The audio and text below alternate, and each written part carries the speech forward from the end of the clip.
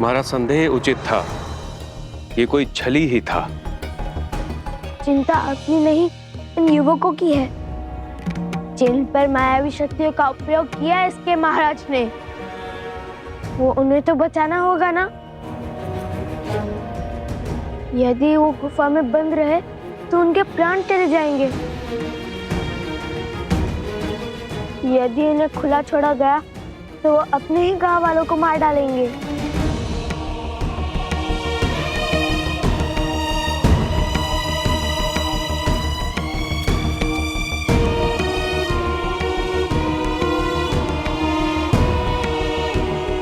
हम जाएंगे इस गुफा के भीतर। नहीं, भीतर संकट है। तुम दोनों के प्राण भी जा सकते हैं। तो क्या हुआ ऋषिवर? यदि पिता के राम राज्य की कल्पना को सार्थक करने के लिए पुत्रों के प्राण भी चले जाए तो भी अंतर नहीं पड़ेगा। हम अपने माता पिता का मान को भी झुकने नहीं देंगे।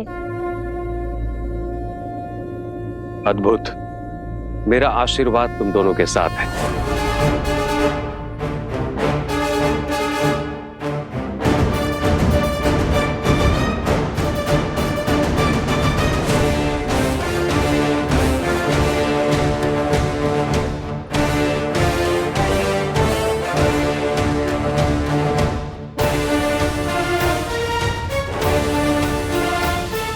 रोकिए इन्हें, ये अबोध बालक है, कैसे लड़ पाएंगे उन राक्षसों से?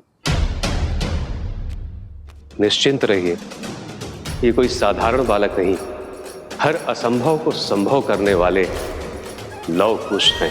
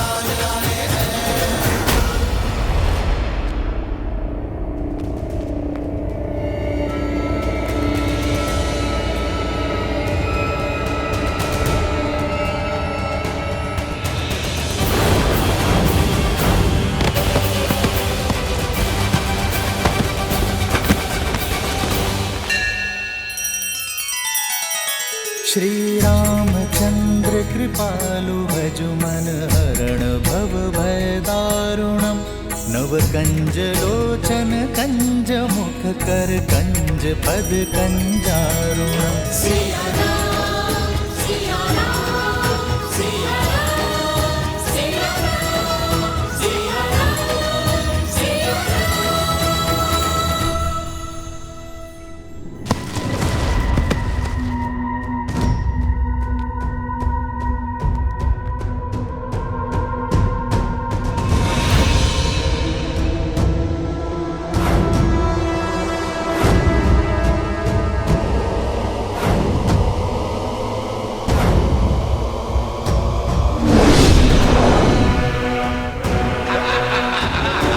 भैया, इन्होंने तो हमें हर ओर से घेर लिया।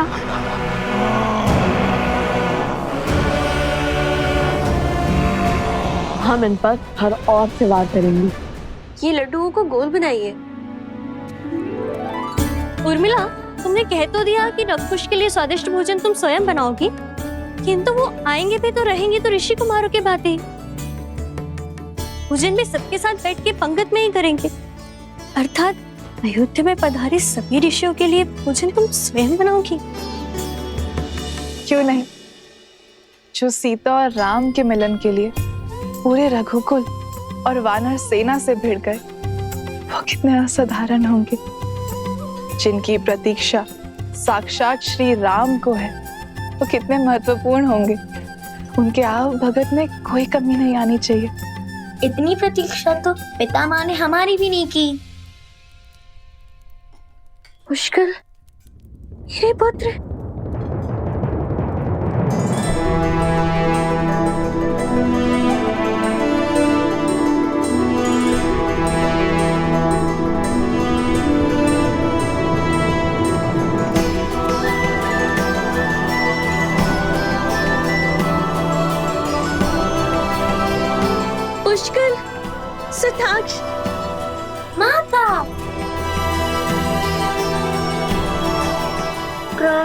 माता। लगता है मांडवी के दोनों पुत्र अपने संस्कार गुरुकुल में बिसराए, भूल गए कि पहले चरण छुए जाते हैं।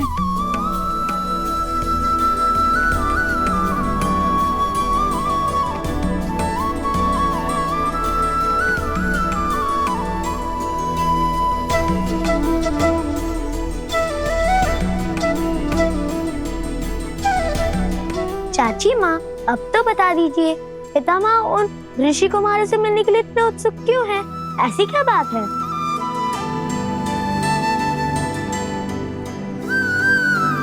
कुछ ना कुछ तो विशेष है उनमें, जो तीनों लोगों के राजा स्वयं उनसे मिलना चाहते हैं। सूर्यवंश भी उनके तेज से प्रभावित है।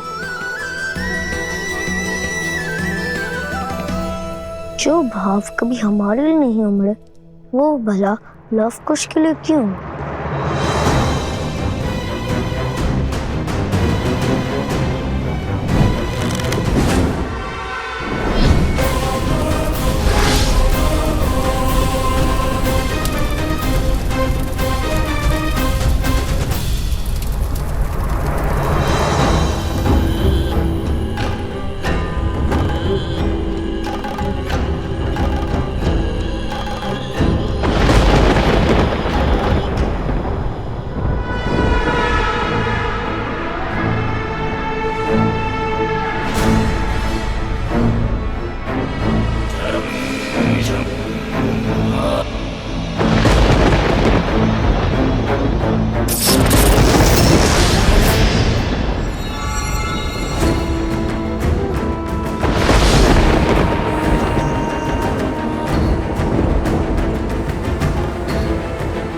यही से आरंभ होगा उनके अंत का अध्याय।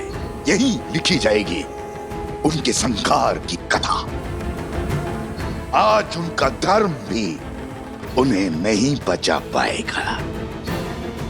मेरे अस्त्र लो और कर दो लव कुश का अंत।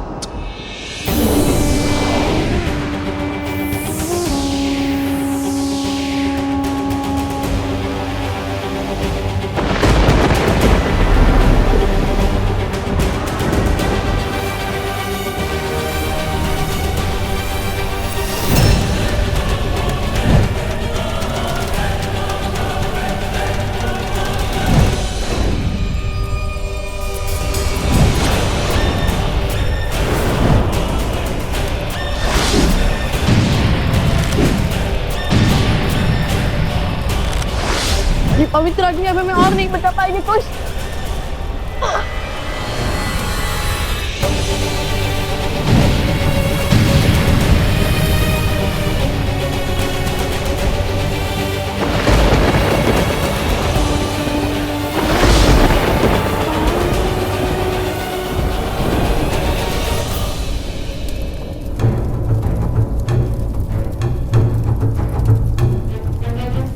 भैया, ये कैसी माया है? अभी तो निहत्थे थे। अकस्मात इनके हाथों में इतने अस्त्र कहाँ से आ गए? कोई तो है जो इन्हें नियंत्रित कर रहा है।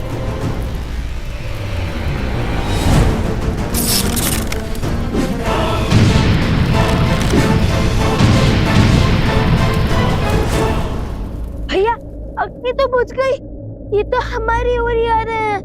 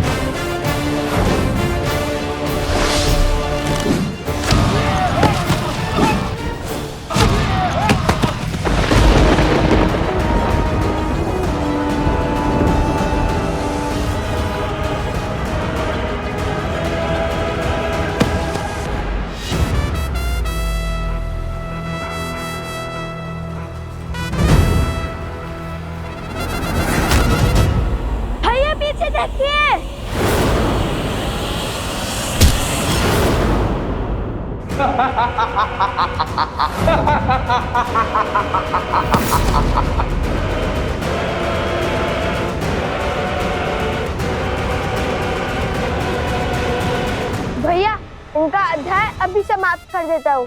नहीं कुश, ये असुर नहीं है। यदि ये असुर होता तो इसी क्षण इनका अंत हो जाता, किंतु केवल इनकी बुद्धि पर किसी असुर शक्ति की माया हावी हुई है। ये अपने सुध खो बैठे हैं। कुश, हमें इन्हें इनकी सुध लौटानी होगी। यदि हमने इन्हें मारा तो बहुत से जीवन समाप्त हो जाएंगे। बिना किसी दोष के ये सब मृत्यु दंड के भागी बन जाएंगे। भैया तब तक कहिए हमें ही ना मार गिराए।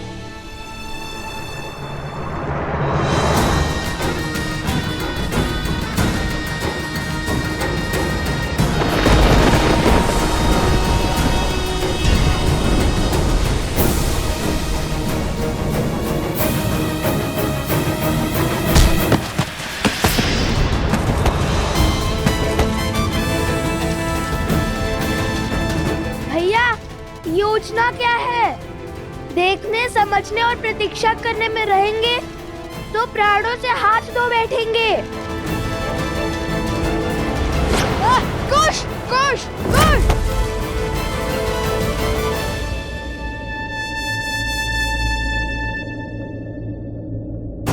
कुश, हमें इन्हें बाहर ले जाना होगा। नहीं नहीं, यदि उन्होंने गांव वालों पर प्रहार किया तो? शांत कुश।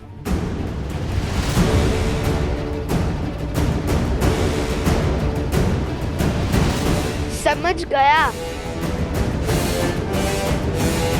जय सिया राम।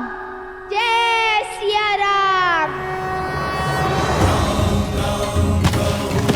जय श्री राम।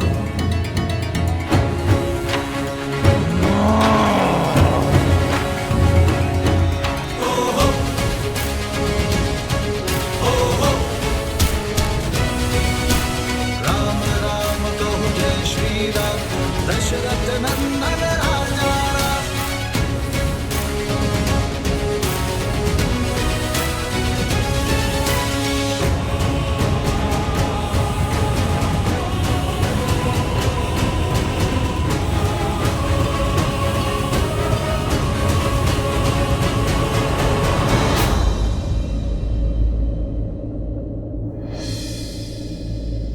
जय बजरंगबली।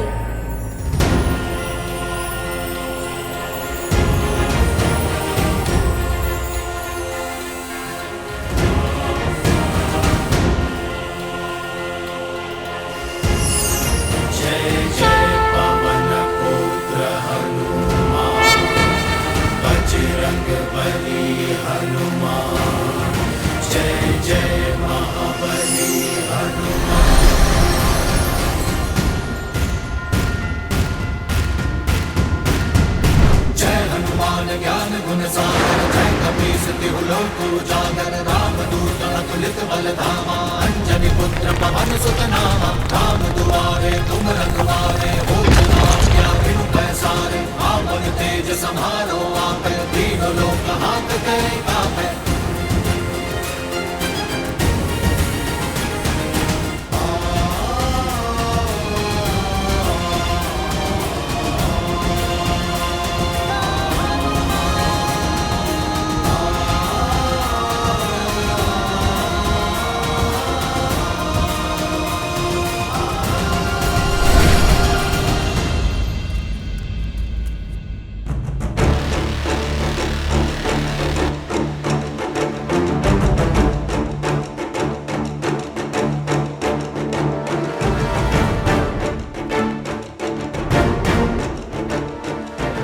आप तो पीछे हट जाइए।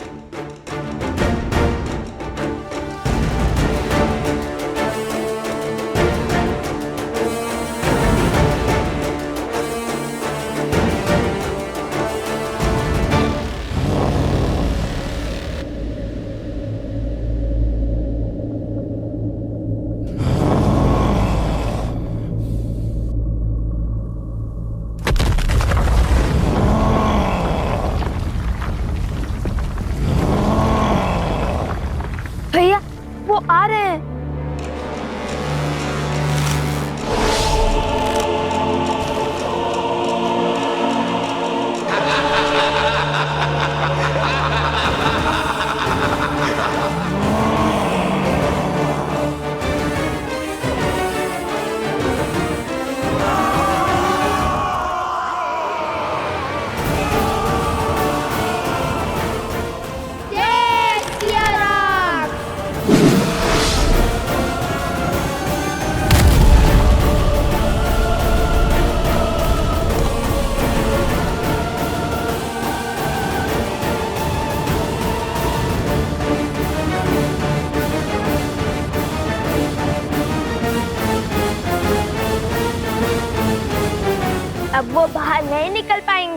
नहीं कुछ कार्य अभी शेष है, हमें इन्हें सुध में लाना होगा। कार्य का दूसरा पड़ाव याद है ना तुम्हें? अरे जिसके लिए इन्हें यहाँ लाए हैं वो कार्य। हाँ हाँ भैया, वो स्मरण है।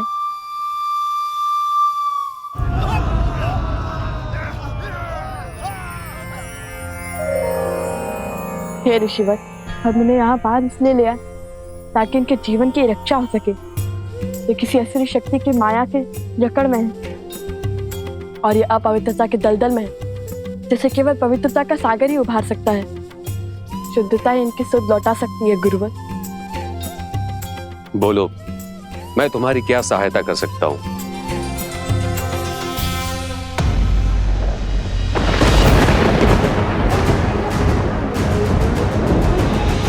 ओम शुद्धिदाता गंगा माता नमो नमो। ओम अमृत रूपनी नमः।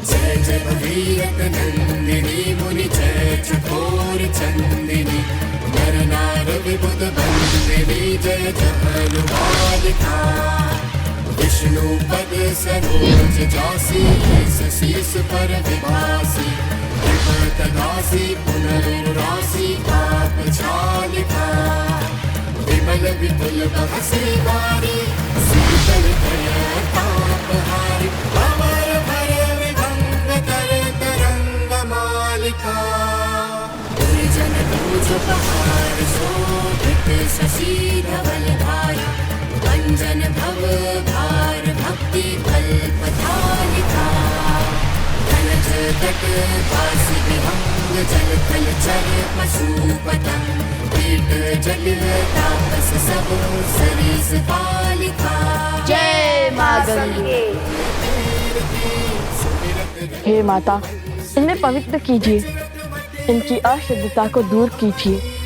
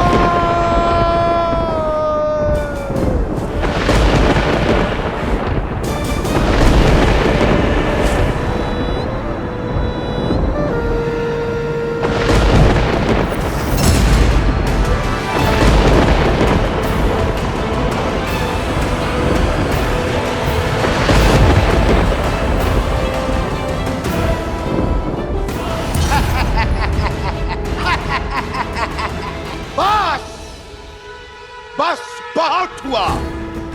अब मैं करूंगा लव कुश से युद्ध। छुप छुप कर प्रहार का समय गया। अब जो होगा आंखों के सामने होगा।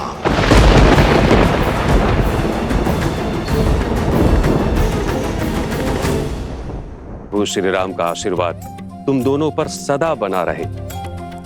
जय श्री राम। जय श्री राम।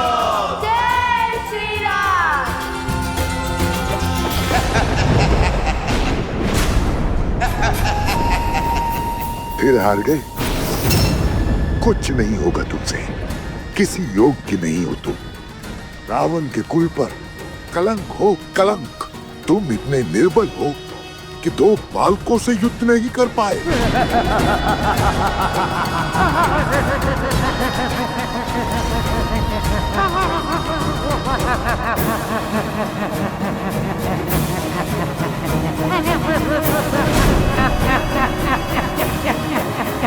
बस बस बहुत हुआ। चुप चुप कर प्रहार का समय गया। अब जो होगा आंखों के सामने होगा।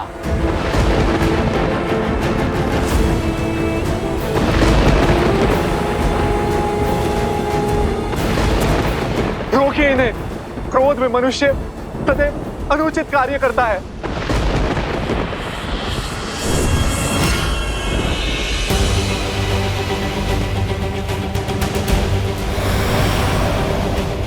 रुक जाइए भैया, मेरी बात तो सुनिए।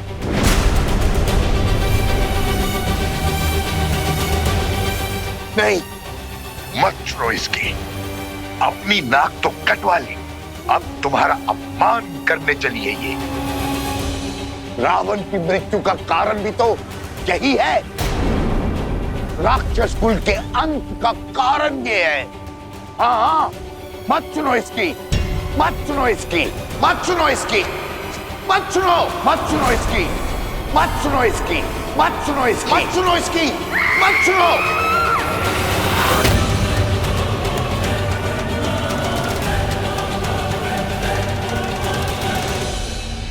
ये तो केवल शीश है भैया, आपके मार्गदर्शक है, आपका बल है, किंतु बुद्धि वो तो आपके भीतर है भैया। उन्हें अपने मस्तिष्क को नियंत्रित मत करने दीजिए। लवकुश को युद्ध के लिए ललकार कर हराना असंभव है भैया। उन्हें देवताओं का आशीर्वाद प्राप्त है। एक योजना सफल नहीं हुई तो क्या हुआ? यदि 100 योजनाएं भी सफल नहीं हुई तो भी क्या हुआ? हम अथक प्रयास करेंगे भैया। भैया, मुझे एक और प्रयास करने का अवसर दीजिए। छल और कपट के बिना लवकुश को हराना संभव नहीं है भैया। विनती है मेरी भैया, रुक जाइए। मैं जब तक लौटकर वापस ना आऊं, आप गुफा से बाहर मत निकलिएगा।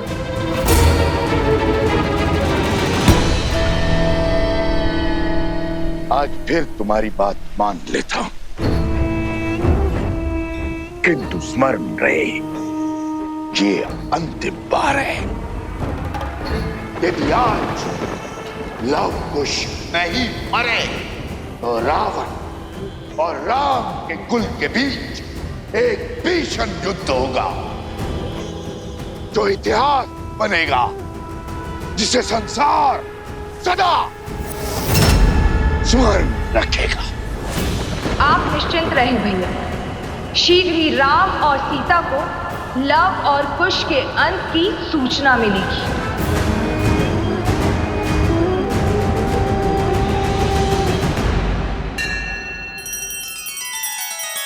श्री रामचंद्र कृपालु भजु मन हरण भव भय दारुणम।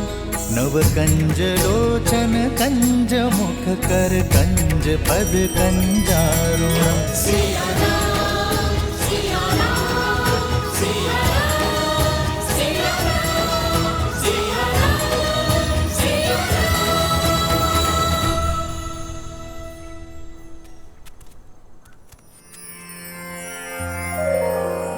धन्यवाद ऋषि कुमारों, यदि आप लोग नहीं होते तो हमारी मृत्यु निश्चित थी। आप दोनों ने इस माता को सदा सदा के लिए अपना ऋणी बना दिया है। ये तो हमारा कर्तव्य था। अब आप सबके परिवार सुरक्षित है, आप इन्हें अपना सकते हैं। असंभव!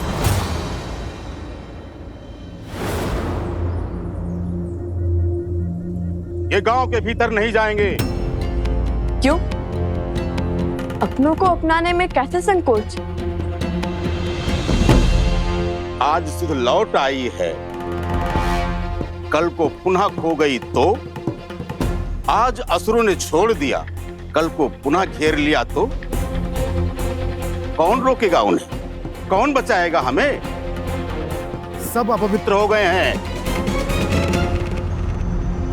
ऋषि भारद्वाज के मंत्रों और माता गंगा के जल के बल से ये पावन हो चुके हैं। आपको चिंता करने की आवश्यकता नहीं है। आपने सहायता का प्रयास किया, उसके लिए धन्यवाद, किंतु इन्हें अपनाने का निर्णय मेरा है और मैं नहीं चाहता कि इनके नकारात्मकता का प्रभाव गांव वालों पर पड़े। ये विचार भी कैसे कर सकते हैं आप सरपंच जी? इसीलिए कि आपके संतान पर कोई संकट नहीं आया। मेरा पुत्र इन दो नन्हे वीरों के कारण मृत्यु के मुख से लौटा है और आप चाहते हैं मैं इसे पुनः खो दूं? मौन! पुरुषों के बीच में खड़ी होकर मुख खोलने की उद्दंडता करती हो। जब पुरुष बात करते हों तो स्त्रियों का कार्य सिर्फ सुनना है, प्रश्न करना या निर्णय देना नहीं। अद्भुत, अद्भुत सरपंच जी, अद्भुत। कदाचित इन्हीं उच्च विचारों पर श्री राम अपनी राम राज्य की नींव स्थापित करना चाहते हैं। मैं तो वो क्या? यही है ना राम राज्य की कल्पना, स्त्रियों के स्वर को दबाना। किसी कारण से यदि स्त्री घर शीघ्र न लौटे तो उस पर प्रश्न उठाना, उसे कलंकित करना, उसका सम्मान और उसका जीवन दोनों हर लेना। महारानी सीता के साथ भी तो समाज ने यही किया था ना। एक वस्त्र की पत्नी वर्षा के कारण घर शीघ्र न लौटी तो लोक अपवाद को इतना बढ़ावा मिल गया, तो श्री राम को उसका पक्ष लेने के लिए अपनी पत्नी महारानी सीता का त्याग करना पड़ा। आज के लिए तो आपका शब्द, आपके अभिमान और आपका सम्मान अधिक महत्वपूर्ण है, किसी स्त्री के कष्ट और उसके दुख नहीं। आज अपने उसी सोच, उसी परंपरा के कारण एक माता को अपने पुत्र से भिन्न करना चाहते हैं आप। एक पत्नी को अपने पति से दूर करना चाहते हैं आप। संसार का सबसे बड़ा पाप करना चाहते हैं। क्यों?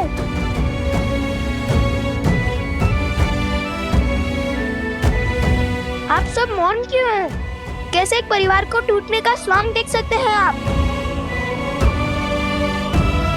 एक स्त्री के अधिकार और माता के भावों को कुचलने का खेल कैसे खेल सकते हैं आप?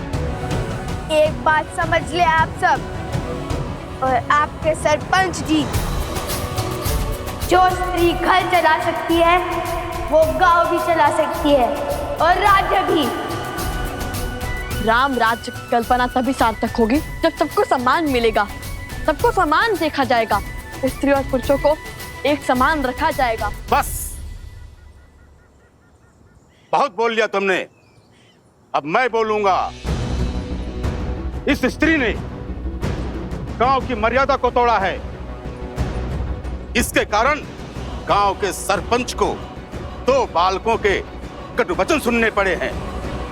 ये दंड की भागी है और इसे दंड मिलेगा। इसका ये दंड है, ये सूर्यास्त से पहले गांव छोड़कर चली जाए और इससे कोई बात नहीं करेगा। स्वामी,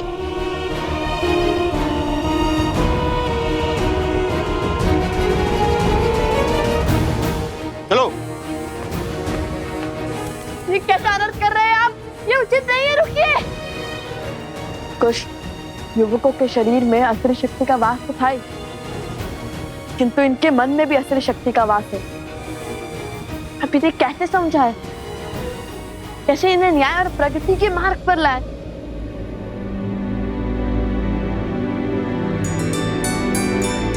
भैया,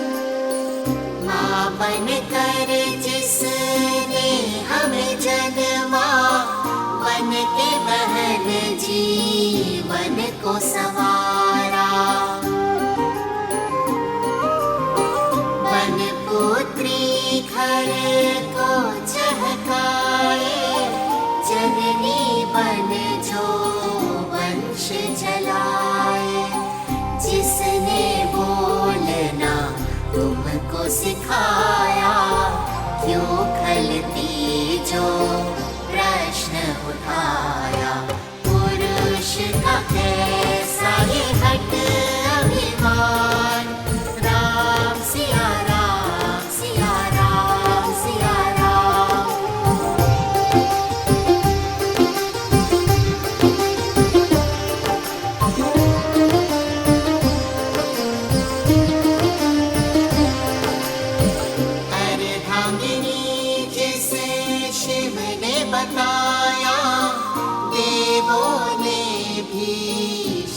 शीश नवाया।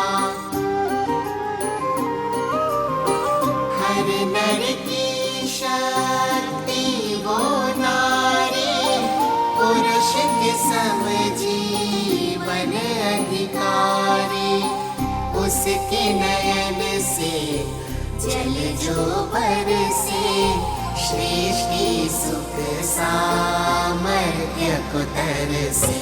कर खंडित उस नारी का मान, अधिकार नहीं भजना श्री राम। नारी का मान चाहे सिया राम, राम सिया राम, सिया राम सिया राम, राम सिया राम, सिया राम सिया राम। सरपंच जी, ये मान सम्मान और ये पद हमने आपको दिया है ताकि आप हमारा भला कर सकें, ना कि हमारे घर की स्त्रियों को अकारण दंड दें। सरपंच जी ने अन्याय किया है। ऋषि कुमारों की बात उचित है। जहाँ स्त्रियों का सम्मान न हो, उनकी भलाई की चिंता न हो, वो समाज कभी आगे नहीं बढ़ सकता। हम इस सरपंच को नहीं मानेंगे। अब जिस स्त्री ने अपने अधिकार और सम्मान के लिए ध्वनि उठाई है, वो हमारी नई सरपंच होगी। हाँ, यही है हमारी सरपंच। यही है हमारी सरपंच। हाँ, यही है हमारी सरपंच। यही हमारी सरपंच। ऋषि कुमारों, आपके कारण हमारी सोच से अधर्म और अन्याय का आवरण हटा। कृपया कर हमारी नई सरपंच का अभिषेक करें। हाँ, आप ही अभिषेक करें। हाँ, आप ही अभिषेक करें। अद्भुत पुत्रों, अयोध्या पहुंचने से पहले ही राम राज्य की कल्पना को सार्थक कर दिया। आयुष्मान भव। जय श्री राम। जय श्री राम। जय श्री राम।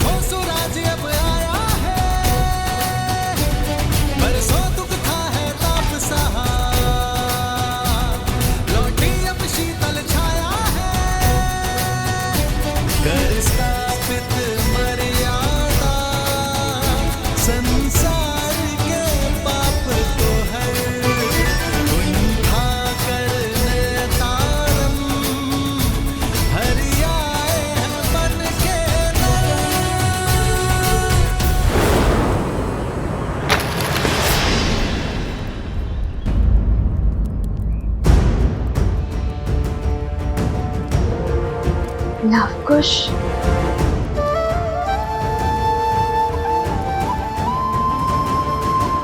क्या हुआ देवी सीता? नहीं, कुछ नहीं, बस एक आभास सा हुआ, जैसे कि सब शुभ होने वाला है।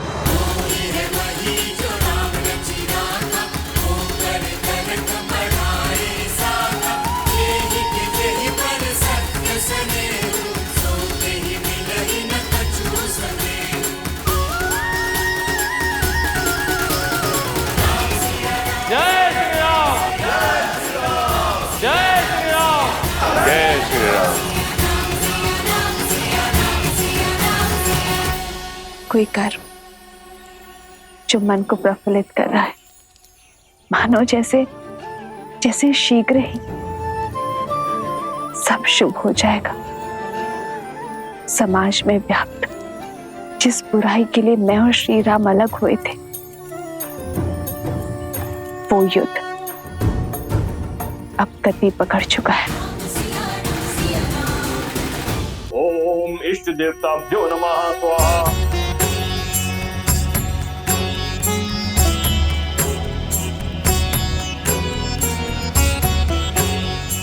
भैया,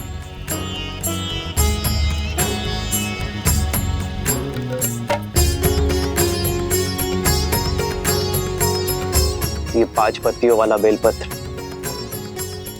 बहुत दुर्लभ होता है लक्ष्मण। कभी कभी प्राप्त होता है और वो भी सहयोग से।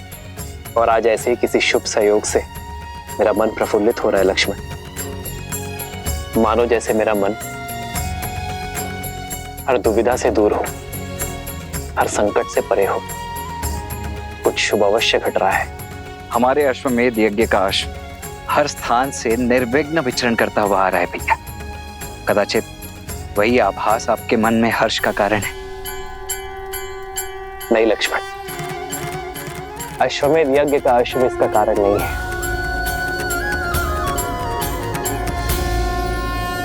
बल के 2 प्रकार होते हैं। एक वो जहां हम विरोधी को गिराकर उसे हराकर स्वयं को शक्तिशाली सिद्ध करते हैं, और दूसरा वो जहां हम अनुचित सोच को गिराते हैं, कुविचारों को हराते हैं। यदि ये अश्वमेध यज्ञ शक्ति का प्रतीक है तो ये मेरी आशा है कि जिस कारण मैं और सीता भिन्न हुए वो कारण ही समाज से मिटा दिया जाए।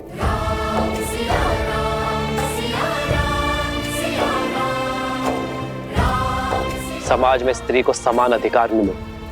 जब जब कोई स्त्री पर लांछन लगे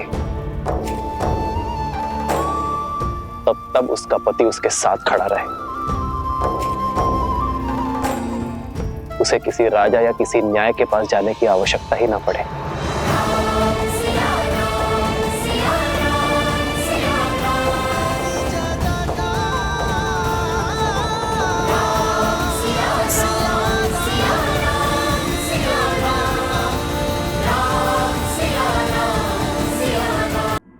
अति उत्तम भैया, आज तो आनंद आ गया।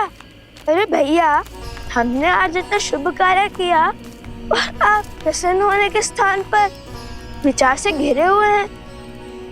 हमने जिस कार्य का बेड़ा उठाया था उसका शुभारंभ तो कर दिया, किंतु जैसे जैसे हम अयोध्या की ओर बढ़ेंगे ये कार्य और कठिन होता जाएगा। स्मरण है ना, वो रक्षक बार बार किसी महाराज को बुला रहा था। बचाइए महाराज। और ये वही है जो हमारे हर कार्य और उद्देश्य के बीच में बाधा बनता है। इसलिए हमें बड़ी सावधानी से उचित शब्दों का प्रयोग करके अपनी बात को सभी के समक्ष रखना होगा। श्री राम के राम राज्य की कल्पना को हम इसलिए सार्थक नहीं करना चाहते ताकि हम अपने माता पिता को वापस पा सके, अपितु इसलिए कि हमारी माता ने जो लांछन का विषैला घूंट पिया है वो संसार के लिए उदाहरण बने। जब जब किसी स्त्री पर प्रश्न उठे तो समाज उस स्त्री के पक्ष में ही उत्तर दे। उचित कहा भैया, हम अपने कर्तव्य का निर्वहन करेंगे।